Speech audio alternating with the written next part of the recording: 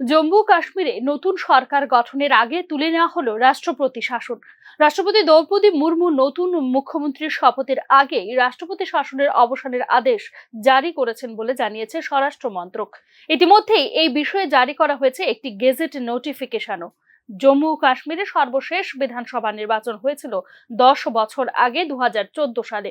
নির্বাচনের পর BJP PDP জোট সরকার গঠন করে।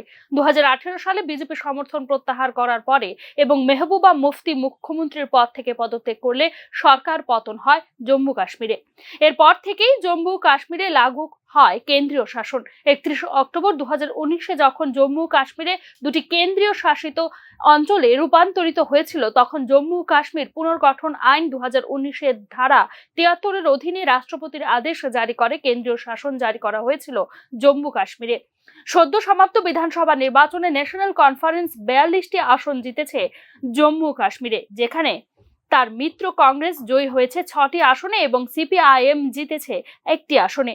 জম্মু কাশ্মীরের মুখ্যমন্ত্রী হিসেবে ওমর আবদুল্লাহ শপথ গ্রহণের বিষয়টিতে সিদ্ধান্ত হয়েছে সর্বসম্মতিক্রমে।